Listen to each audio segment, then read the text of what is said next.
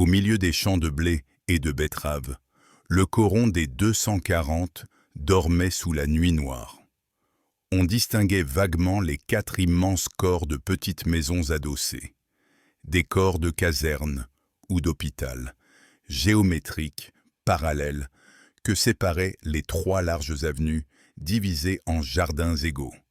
Et, sur le plateau désert, on entendait la seule plainte des rafales dans les treillages arrachés des clôtures. Chez les Maheu, au numéro 16 du 2e corps, rien ne bougeait. Des ténèbres épaisses noyaient l'unique chambre du 1er étage, comme écrasant de leur poids le sommeil des êtres que l'on sentait là, en tas, la bouche ouverte, assommés de fatigue. Malgré le froid vif du dehors, l'air alourdi avait une chaleur vivante, cet étouffement chaud des chambrées les mieux tenues qui sentent le bétail humain. 4 heures sonnèrent au coucou de la salle du rez-de-chaussée. Rien encore ne remua. Des haleines grêles sifflaient, accompagnées de 2 ronflements sonores. Et brusquement, ce fut Catherine qui se leva. Dans sa fatigue, elle avait, par habitude, compté les 4 coups du timbre à travers le plancher, sans trouver la force de s'éveiller complètement. Puis, les jambes jetées hors des couvertures, elle tâtonna, frotta enfin une allumette et alluma la chandelle. Mais elle restait assise, la tête si pesante qu'elle se renversait entre les 2 épaules, cédant au besoin invincible de retomber sur le traversin. Maintenant, la chandelle éclairait la chambre, carrée, à 2 fenêtres, que 3 lits emplissaient.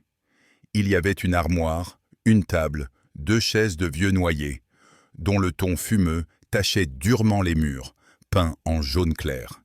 Et rien d'autre, des hardes pendues à des clous, une cruche posée sur le carreau, près d'une terrine rouge servant de cuvette.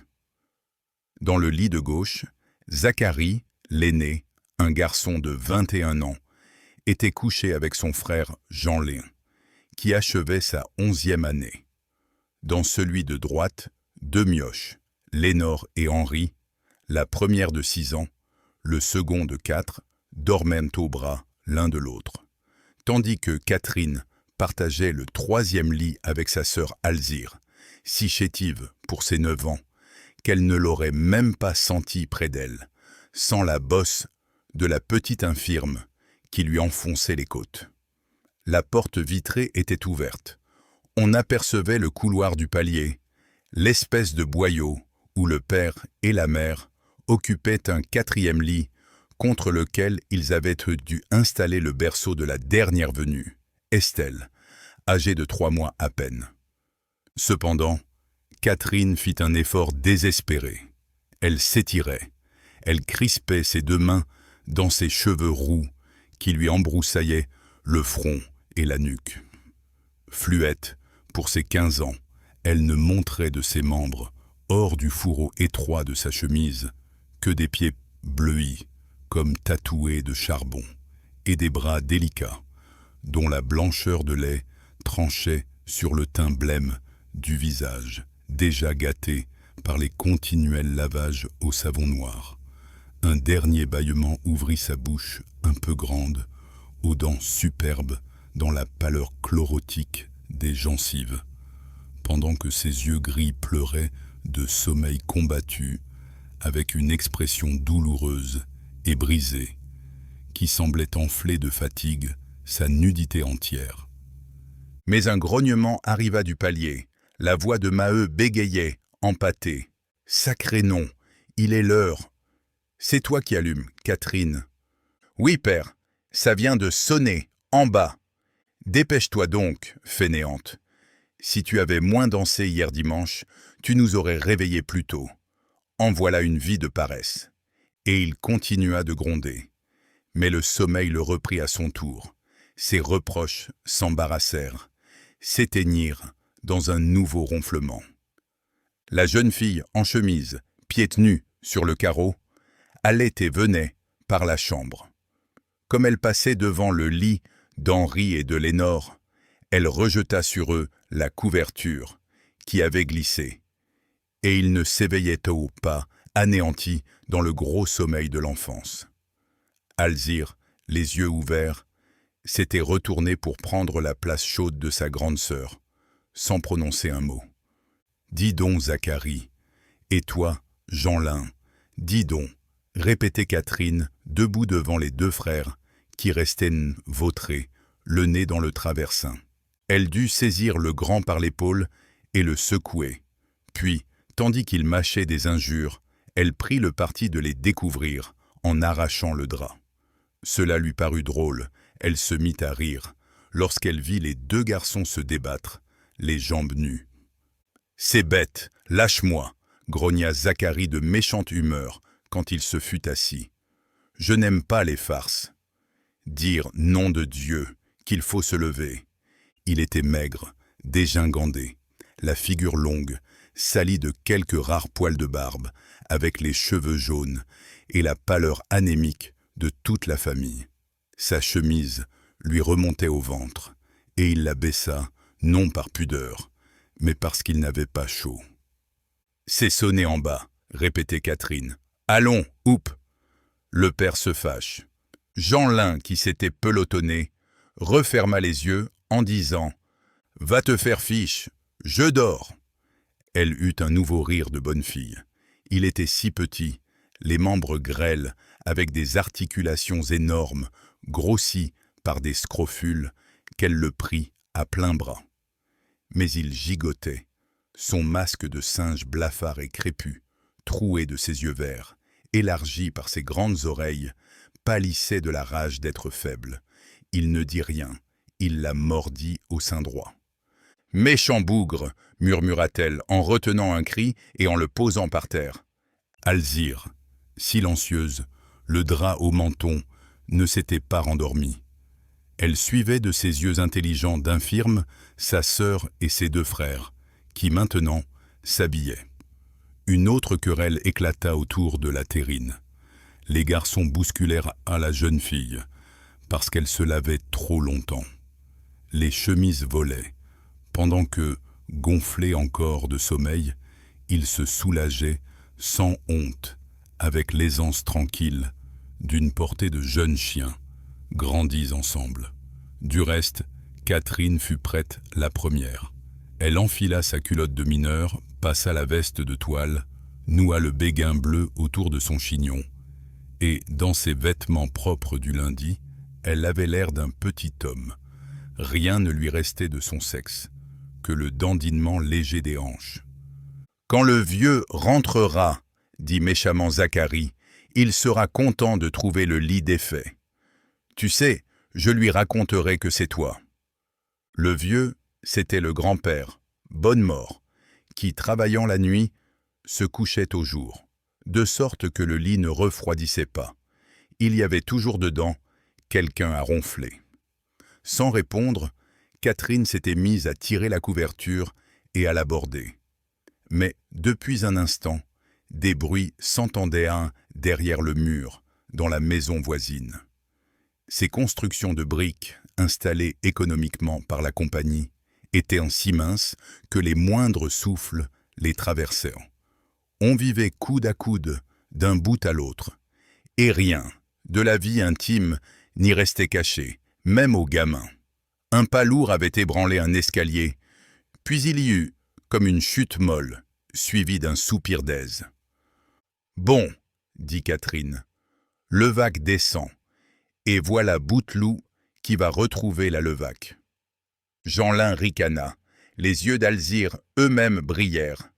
Chaque matin, il s'égayait ainsi du ménage à trois des voisins, un haveur qui logeait un ouvrier de la coupe à terre, ce qui donnait à la femme deux hommes, l'un de nuit, l'autre de jour.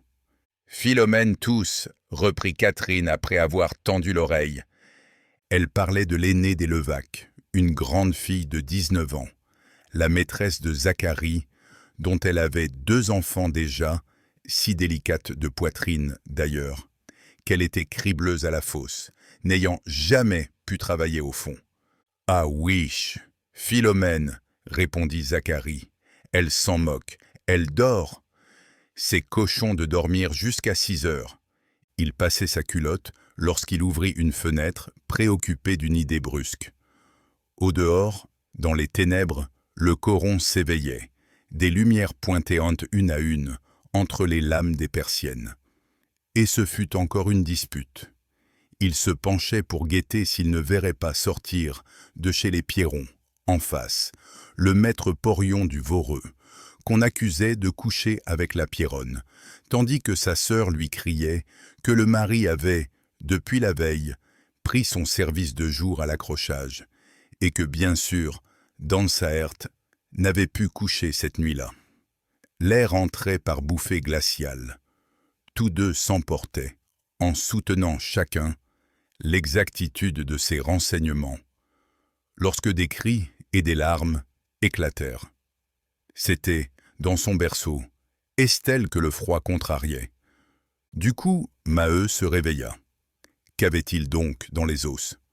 Voilà qu'il se rendormait comme un propre à rien, et il jurait si fort que les enfants, à côté, ne soufflaient pas de plus.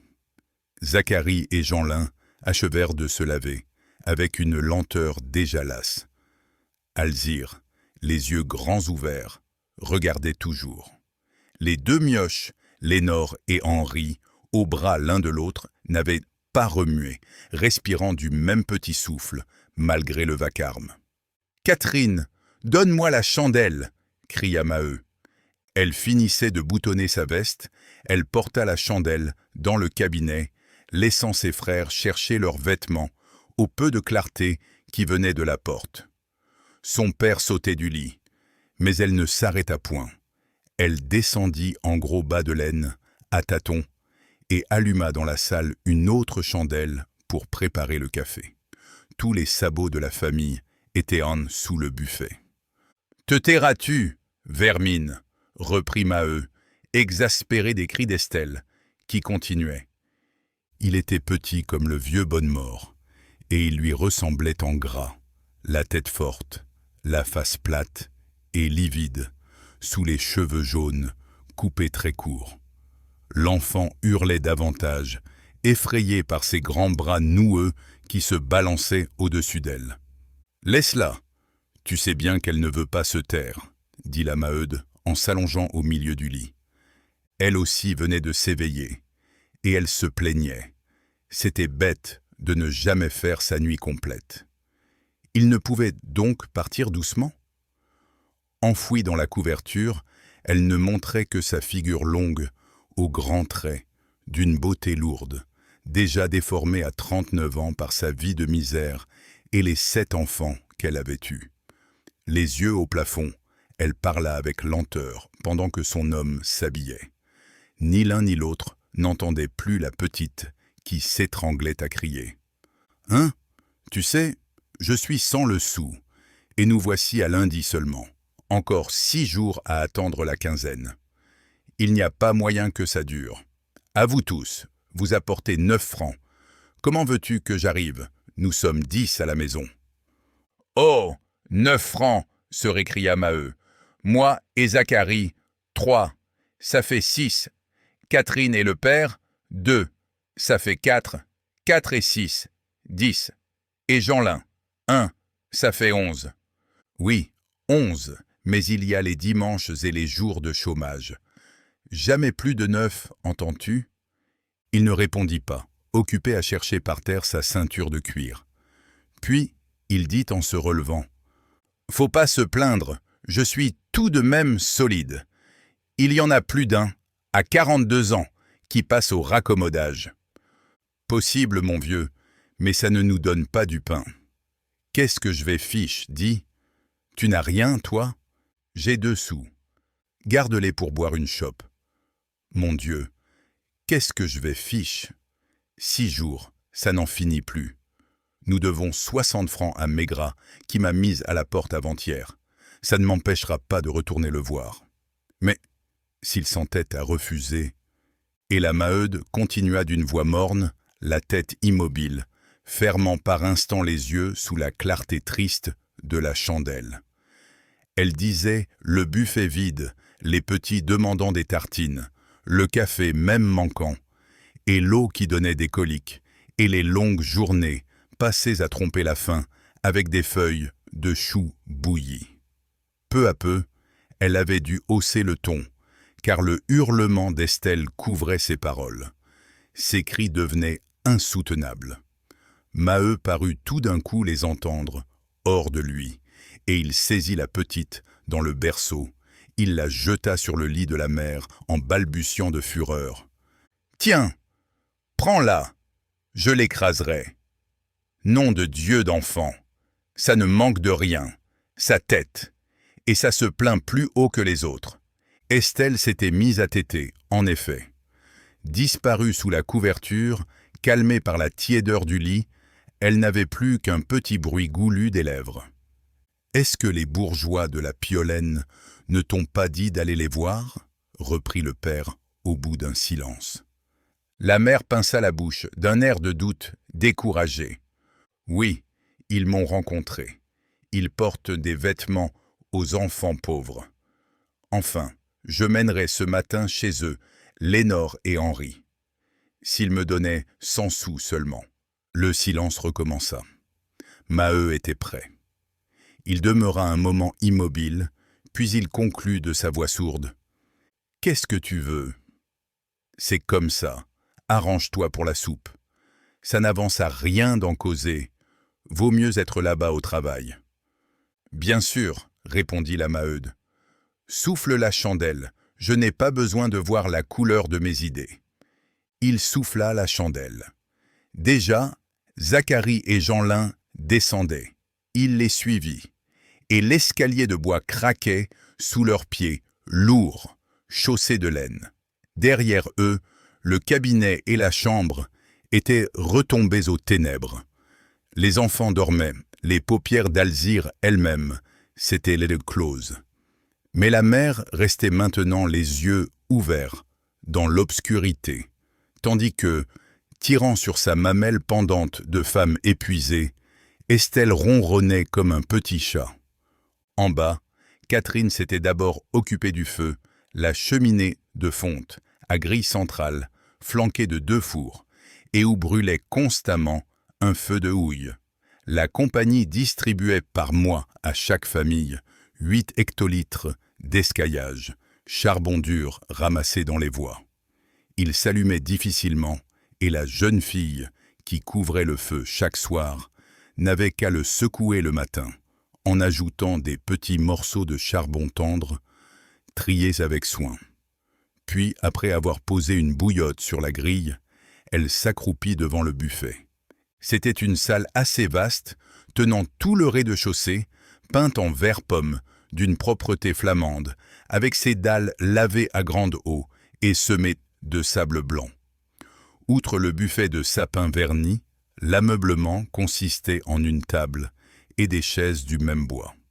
Collés sur les murs, des enluminures violentes, les portraits de l'empereur et de l'impératrice, donnés par la compagnie, des soldats et des saints, bariolés d'or, tranchaient crûment dans la nudité claire de la pièce.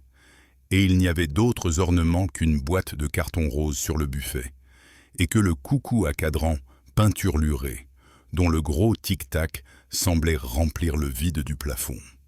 Près de la porte de l'escalier, une autre porte conduisait à la cave. Malgré la propreté, une odeur d'oignon cuit, enfermé depuis la veille, empoisonnait l'air chaud, cet air alourdi, toujours chargé d'une âcreté de houille. Devant le buffet ouvert, Catherine réfléchissait. Il ne restait qu'un bout de pain, du fromage blanc en suffisance, mais à peine une lichette de beurre, et il s'agissait de faire les tartines pour eux 4. Enfin, elle se décida, coupa les tranches, en prit une qu'elle couvrit de fromage, en frotta une autre de beurre, puis les colla ensemble. C'était le briquet, la double tartine, emportée chaque matin à la fosse. Bientôt, les 4 briquets furent en rang sur la table, répartis avec une sévère justice, depuis le gros du père jusqu'au petit de Jeanlin. Catherine, qui paraissait tout à son ménage, devait pourtant rêvasser aux histoires que Zacharie racontait sur le maître Porion et la Pierronne, car elle entrebâilla la porte d'entrée et jeta un coup d'œil dehors. Le vent soufflait toujours, des clartés plus nombreuses couraient sur les façades basses du coron, d'où montait une vague trépidation de réveil. Déjà des portes se refermaient, des files noires d'ouvriers s'éloignaient dans la nuit. Était-elle bête de se refroidir, puisque le chargeur à l'accrochage dormait bien sûr, en attendant d'aller prendre son service à 6 heures. Et elle restait. Elle regardait la maison, de l'autre côté des jardins. La porte s'ouvrit, sa curiosité s'alluma. Mais ce ne pouvait être que la petite des Pierron, Lydie, qui partait pour la fosse. Un bruit sifflant de vapeur la fit se tourner. Elle ferma, se hâta de courir. L'eau bouillait et se répandait, éteignant le feu. Il ne restait plus de café, elle dut se contenter de passer l'eau sur le marc de la veille. Puis, elle sucra dans la cafetière avec de la cassonade. Justement, son père et ses 2 frères descendaient. « Fichtre !» déclara Zacharie quand il eut mis le nez dans son bol. « En voilà un qui ne nous cassera pas la tête !» Maheu haussa les épaules d'un air résigné. « Bah, c'est chaud, c'est bon tout de même !» Jeanlin avait ramassé les miettes des tartines et trempait une soupe. Après avoir bu, Catherine acheva de vider la cafetière dans les gourdes de fer blanc. Tous 4, debout, mal éclairés par la chandelle fumeuse, avalaient un temps hâte. « Y sommes-nous à la fin ?» dit le père. « On croirait qu'on a des rentes. » Mais une voix vint de l'escalier dont ils avaient laissé la porte ouverte. C'était la Maheude qui criait. « Prenez tout le pain, j'ai un peu de vermicelle pour les enfants. » « Oui, oui, » répondit Catherine. Elle avait recouvert le feu en calant sur un coin de la grille un restant de soupe que le grand-père trouverait chaude lorsqu'il rentrerait à 6 heures. Chacun prit sa paire de sabots sous le buffet, se passa la ficelle de sa gourde à l'épaule et fourra son briquet dans son dos, entre la chemise et la veste. Et ils sortirent, les hommes devant, la fille derrière, soufflant la chandelle, donnant un tour de clé. La maison redevint noire. « Tiens, nous filons ensemble », dit un homme qui refermait la porte de la maison voisine. C'était Levaque, avec son fils Bébert, un gamin de 12 ans, grand ami de Jeanlin. Catherine, étonnée, étouffa un rire à l'oreille de Zacharie. Quoi donc ? Bouteloup n'attendait même plus que le mari fût parti. Maintenant, dans le coron, les lumières s'éteignaient. Une dernière porte claqua, tout dormait de nouveau.